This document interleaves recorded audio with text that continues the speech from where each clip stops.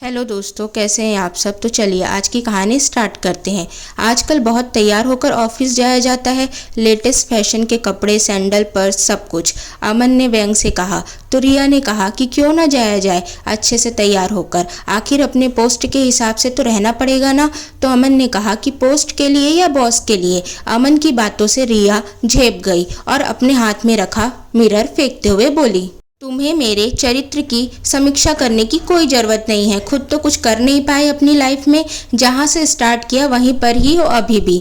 ना मुझे कभी वो खुशियाँ दी ना सुकून जिसकी मैं हकदार थी। अब ये खुशियाँ और सुकून मुझे किसी और से मिल रहा है तो इसमें मेरी क्या गलती है। अपनी बेवफाई को खुशी और सुकून का नाम मत दो रिया, अमन ने गुस्से से बोला।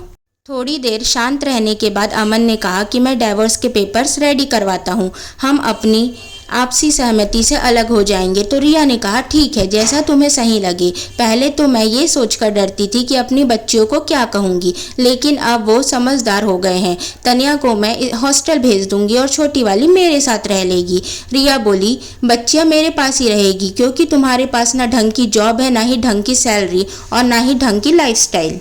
अमन ने कहा जैसा तुम्हें ठीक लगे और तेज कदमों से बाहर की ओर चला गया। अभी इस बात को 2-3 दिन ही हुए थे। रिया को ऑफिस में परी का कॉल आता है कि मम्मी जल्दी घर आओ, तनिया दीदी स्कूल में बेहोश होकर गिर गई है। तो रिया दौड़ती भागती स्कूल पहुंचती है, जहां से वे तनिया को लेकर हॉस्पिटल जाती है और डॉक्टर तनिया का टेस्ट करना स्टार्ट कर देते हैं।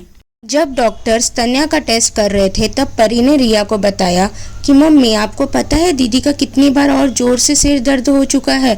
हर बार वो कोई ना कोई मेडिसिन खा लेती थी और उसने आपको बताने से मना किया था कि मम्मी को टेंशन हो जाएगा। रिया मन ही मन सोचती कि मेरी बेटी पता नहीं कब से इतने दर्द पे थी, पर मुझे टेंशन ना हो इसलिए कुछ भी नहीं बताया उसने कभी भी। डॉक्टर ने बोला कि टेस्ट की रिपोर्ट्स कल तक आ जाएगी। तब तक अमन भी हॉस्पिटल पहुंचा तो रिया ने कहा कि तुम्हें अभी टाइम मिला आने का। अगर मैं टाइम पर नहीं आती तो पता नहीं क्या होता मेरी बच्ची के साथ।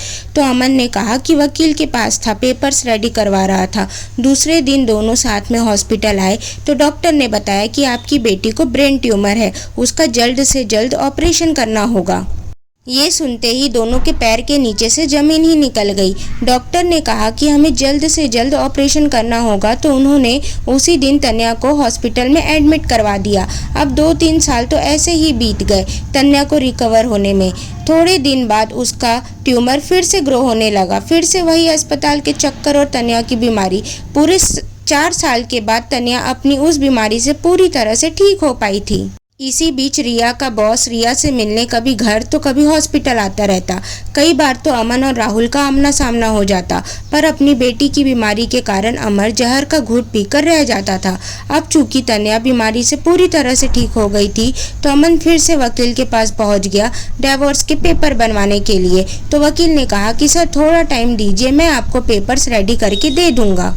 अब थोड़े दिन बाद ही रिया की मम्मी का फ़ोन आया कि रिया मेरे पेट में बहुत दिनों से बहुत ज़्यादा दर्द रह रहा है। मैं कुछ भी खा रही हूँ तो या तो दर्द बढ़ जा रहा है या फिर मेरा पेट खराब हो जा रहा है, तो कैसे मैं करूँ बता। तो रिया ने कहा कि माँ आप मेरे पास आ जाओ, मैं आपका यहाँ अच्छे से हॉस्पिटल में चेकअप करवा दूंगी जिससे कि असली बीमारी पता चल जाएगी। क्योंकि रिया की बस एक बड़ी बहन थी, वह भी अमेरिका में रहती थी, इसलिए रिया ही अपनी माँ की ज़्यादा देखभाल करती थी। इधर अमन का भी प्रमोशन हो चुका था और अब वो कंपनी के काम से महीने के 20 दिन बाहर ही रहता था। इधर राहुल भी रिया के साथ टाइम स्पेंड करने के लिए उसके घर ही आ जाता था। कुछ दिनों बाद ही रिया की मम्मी माया जी भी घर आई, जहां डॉक्टर की चेकअप और टेस्ट के बाद उन्हें कैंसर बताया गया। रिया को ये सुनकर तो गहरा झटका लगा था। उसने अपने और अपनी माँ को संभालते हुए उनका इलाज स्टार्ट करवा दिया। तो नैना जी के इलाज के दौरान ही राहुल कई बार रिया से मिलने उसके घर आता। रिया और राहुल को देखकर नैना जी समझ चुकी थी कि इनके बीच क्या रिश्ता है, फिर भी वो अपनी बेटी को समझाने की कोशिश करती, पर रिया उन्हें अपना तर्क और अपनी खुशी का वास्ता देकर चुप करवा देती। करीब 18 दिन के बाद जब अमर काम से लौटा और घर आया तो नैना जी ने उससे नजरें मिलाने तक की हिम्मत नहीं हुई, पर अमन ने उनकी तबीयत के बारे में पूछा और रिया से उनकी बीमारी की पूरी अपडेट ली। अमन को रिया के परिवार वालों से कोई शिकायत नहीं थी। उसे तो बस रिया से शिकायत थी क्योंकि उसने उसके साथ बेवफाई की थी। रिया की मम्मी नैना जी भी यह बात जानती थी। खैर इसी तरह दिन बीतते गए और करीब 6 महीने के कैंसर के इलाज के बाद नैना जी ने अपनी आखिरी सांस ली। उस दिन रिया बहुत रोई। चूँकि अमन अपने कंपनी के काम से बाहर था तो रिया ने खुद ही राहुल के साथ मिलकर नैना जी का अंतिम संस्कार किया। जब अमन वापस आया तो रिया ने गुस्से में कहा कि तुम मेरी माँ के अंतिम संस्कार में क्यों नहीं आए, जबकि मैंने तो तुम्हें फ़ोन भी किया था। पर रमन बिना कुछ बोले बाहर की तरफ चला गया और 3-4 दिन तक घर नहीं आया। जब रमन घर आया तो तन्या और रिया की बात सुनकर वहीं दरवाजे पर ठिठक गया। रिया कह रही थी कि बेटा यह तूने क्या किया, तू इस आदमी से शादी क्यों करना चाहती है? यह आदमी 2 बच्चों का बाप है और किसी का पति है। तू ऐसे कैसे कर सकती है? और अभी तो तेरे कॉलेज का पहला ही साल है। अगर तू अभी से इन सब लफड़े में पड़ी तो ना तेरा कैरियर रहेगा ना ही तेरी लाइफ अच्छी रहेगी। तो तन्या बोली, मम्मी हितेश ने मुझे प्रॉमिस किया है कि वह 6 महीने के अंदर ही अपनी वाइफ से डिवोर्स ले लेगा, उसके बाद हम दोनों शादी कर लेंगे। तो रिया बोली कि बेटा इतनी जल्दी भी क्या है शादी की, पहले तू करियर बना, कॉलेज कंप्लीट कर, फिर सोचना शादी के बारे में। और इस लड़के हितेश की जात भी नीची है हमसे, तो यह शादी तो नहीं हो सकती और यह शादी चलेगी भी नहीं। तो तन्या ने कहा कि माँ आपकी और पापा की भी तो जात एक ही थी ना, और रीति रिवाज भी, फिर भी आप राहुल अंकल के साथ क्यों है? तन्या की बात सुनकर रिया को जोर का झटका लगा।